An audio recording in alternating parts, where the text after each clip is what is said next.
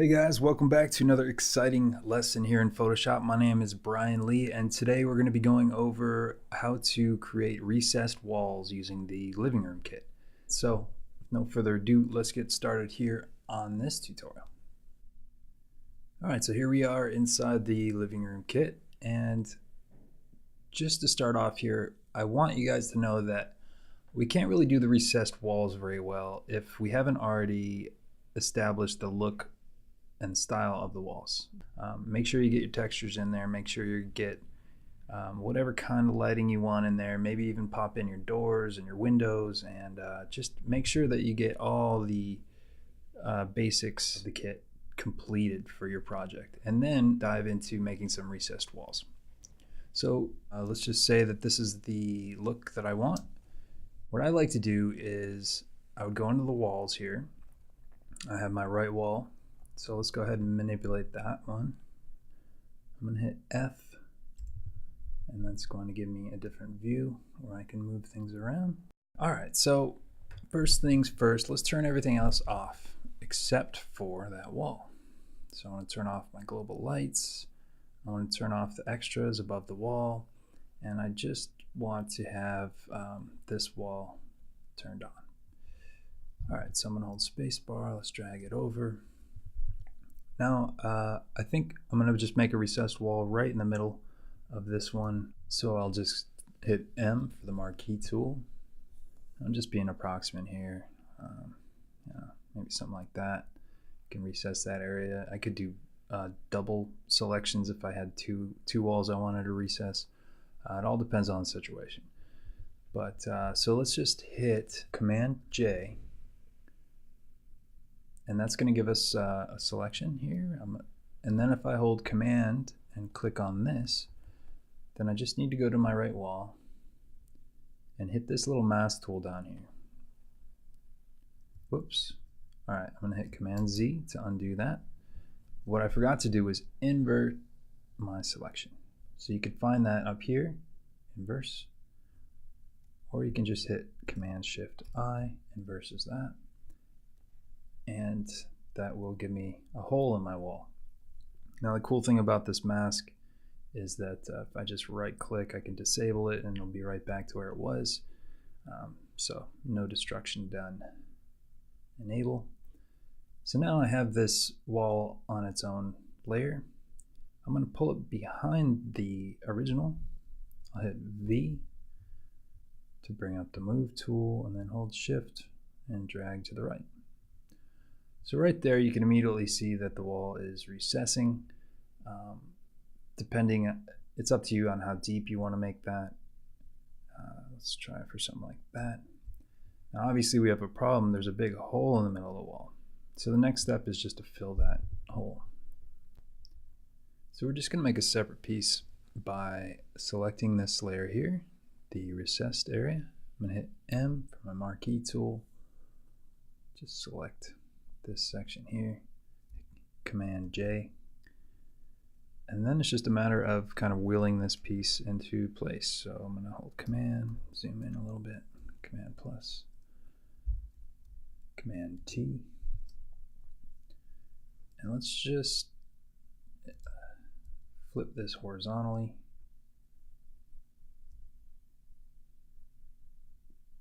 Get that area lined up. Perspective tool, and just try to line this up as best as we can.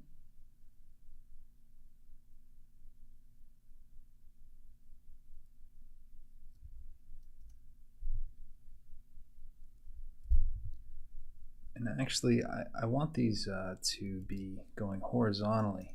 So one of the issues is our recessed wall is a little high. So I'm going to hold Alt. Photoshop freaked out on me.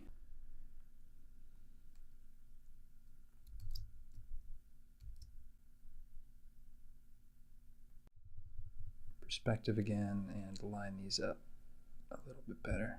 It should have worked at the top too. Yep, not bad. Back up. I'm going to hold M and just remove the excess.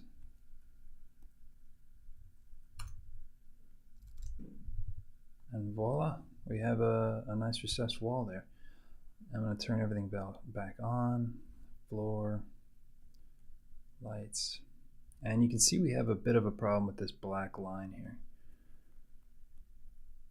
So that's because of this mask. It just needs to extend a little bit higher. So what I'm going to do is turn this off, Command T, and just scale the mask a little bit up, and then I can turn my link back on. So it could use a little bit of love here, trying to get these corners a bit better matched. So we can see if we can get it a little bit better. Whoops, selected the wrong thing.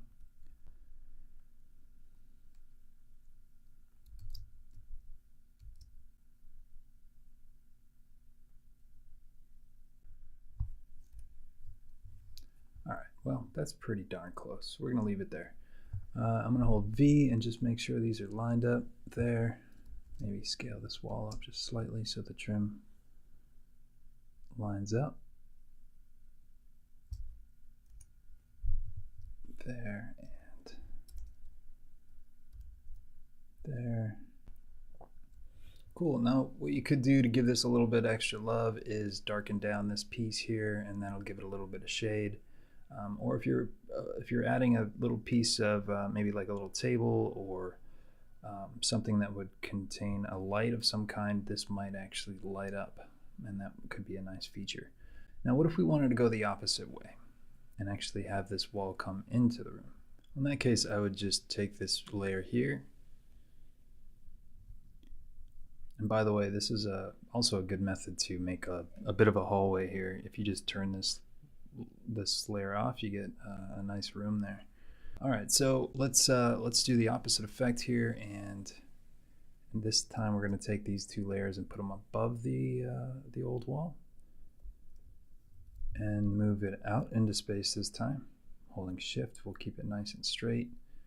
Now remember, we do need it to be the same height as the top and bottom, so I need to rescale this up just a little bit.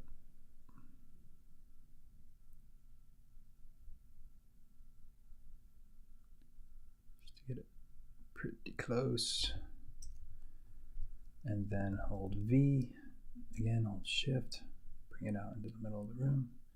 Again, the depth is up to you. And then I'm going to bring this little side piece, still needs to be underneath that wall, but we're going to bring it forward. Yeah, I'll put it right there. Command T, hold Alt. I'm just going to lock it right there. Scale it up, just like before.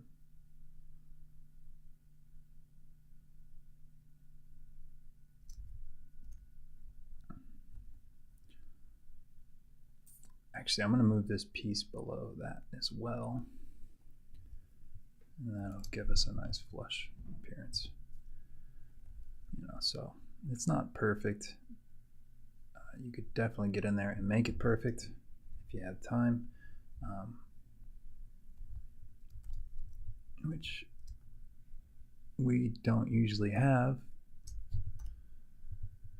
Do note that the perspective here is slightly off. So in a perfect world, we'd go back in here and just get the perspective right again.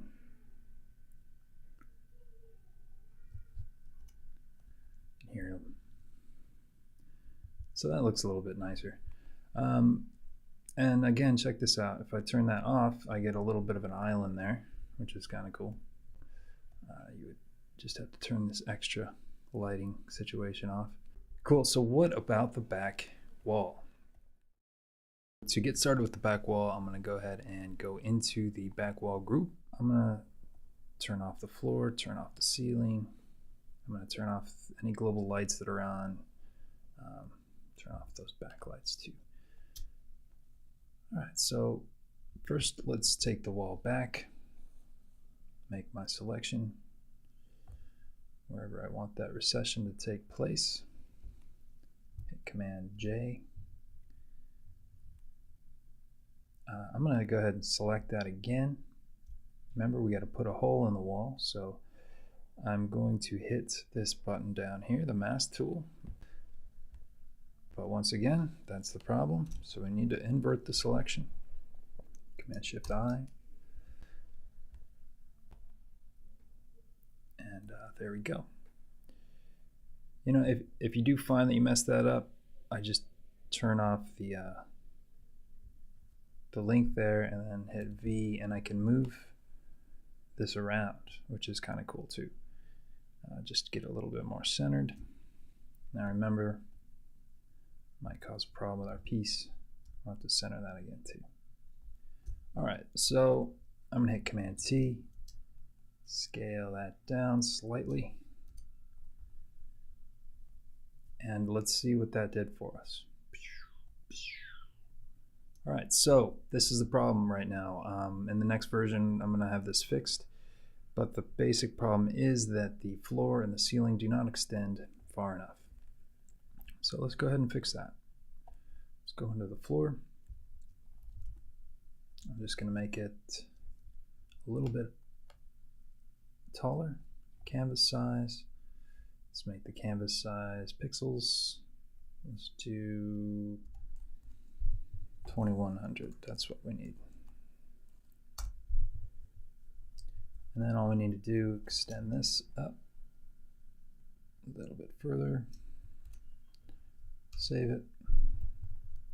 Go back to our master. And you can see we've extended the floor. Let's do the same thing with the ceiling. And there we go. We have our, we've extended the room. And lastly, I'm just going to have to make a left and a right sidewall. So to do that simply, let's zoom in here, Command plus, Command minus. Let's take our sidewall, we'll make that selection right there.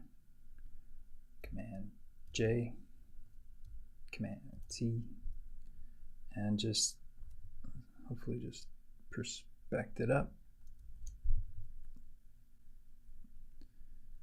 until it gets flush with. And the good thing is, if we do this once on this side, we should just be able to horizontally flip it to the other.